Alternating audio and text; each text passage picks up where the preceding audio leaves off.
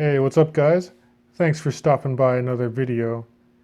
So for this one, we're going to be taking a look at a couple of G-Shocks that came from the 35th anniversary since the original G-Shock was released in 1983, which is my birth year, by the way.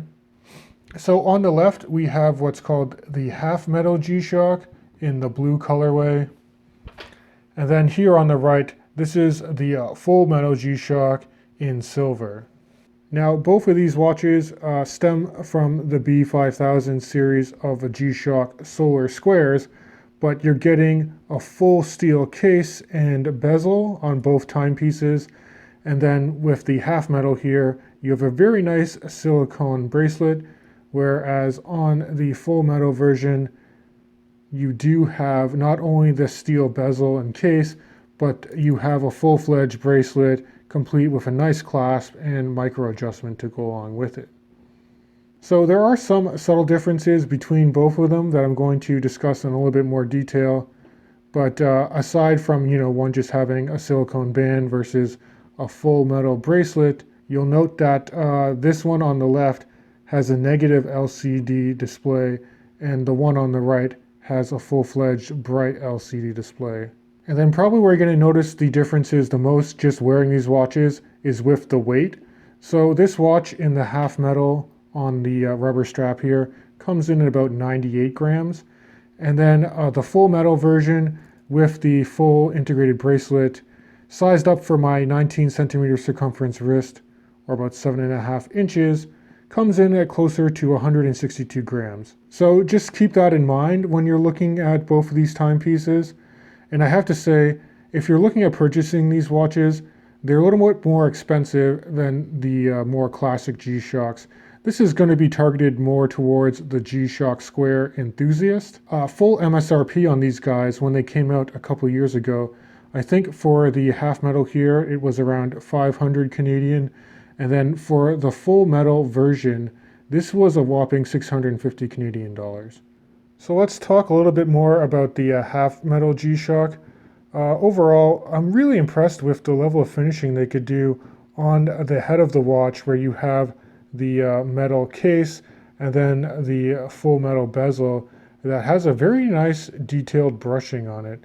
And in addition, the words protection and G-Shock are printed in a high contrast white against the black backdrop of the dial and blacked out negative display. Now, like all G-Shock squares, you got the 4 multi-function pushers here, and they do tend to be larger on these 35th anniversary models, which I do appreciate. So things like hitting the backlit for the LCD display is quite easy to do.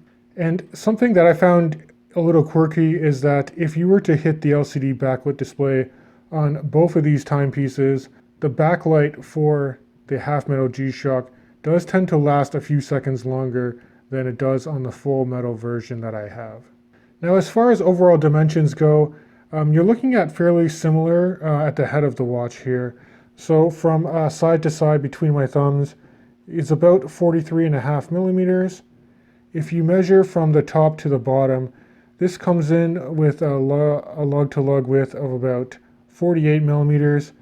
Case thickness is just over 13 millimeters in thickness. And I thought the lug-to-lug might be a little shorter on this rubber strap, but it's actually hard to pull this rubber straight down, just the way that the lugs kind of protrude a fair bit away from the case. Now, the case back is full stainless steel, and because it's screwed in, it does help with its 200-meter water resistance rating. And as far as the rubber goes, it does feel a little more premium and a little more supple than I would say on your more affordable G-Shocks. And even this floating keeper here is actually metal, and it does feel really nice, and the finishing on it is quite good. So let's transition over to the full metal G-Shock here. So again, this LCD display I do find is a little bit easier to read just at a quick glance. Note that the writing of protection and G-Shock, it's actually engraved into the silver here. You don't have the high contrast white printing like you did on the half metal G-Shock. And again, the LED backlit only lasts for like 1 second with this guy for some reason.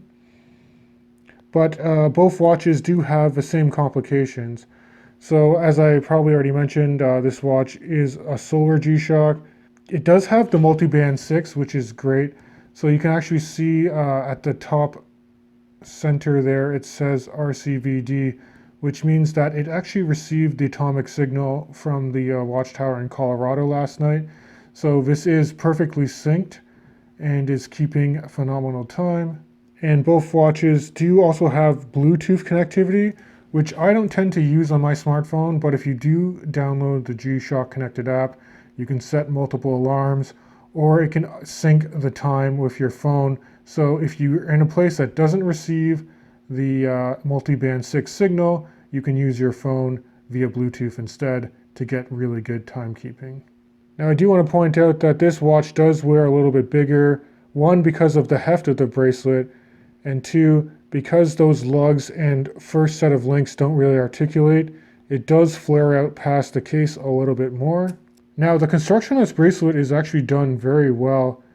You have these really fine polished edges in the center links here.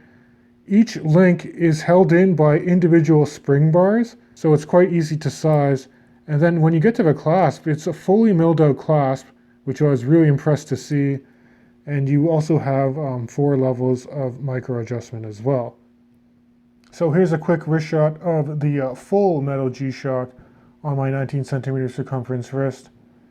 And it does wear quite comfortable, although I will say if your wrist is smaller than 7 inches, you might find that it does wear a little bit bigger than the dimensions would lead on to.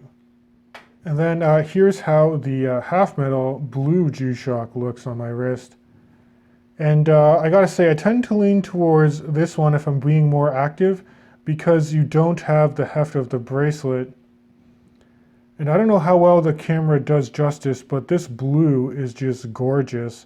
And overall, this watch is a little more understated because you don't get all the reflections on the polish of the full steel bracelet like you do on the silver FullMetal G-Shock. So guys, that's been my overview of the subtle differences between the half and FullMetal G-Shock squares. As far as minor improvements go for both watches, I mean, I do think that they were priced a little aggressively when they were first released because they were 35th anniversary models. That may have dismayed some people from purchasing them when they first came out a couple years ago. And the only other subtle improvement I can think of is just to have better articulation near the lugs of these watches, so they wear truer to their intended dimensions. But guys, if you had to only choose one of these G-Shocks, which would you go for? Would you go for the half metal? That it's a little more understated and I would say a little more comfortable for long-term wear? Or would you go with the FullMetal version here that's a little bit more legible and a little bit more flashy overall? So thanks for sticking around to the end of this video. Please consider subscribing to my YouTube channel. It helps me out a lot. I hope you guys stay safe, and as always, I'll catch you guys in the next video.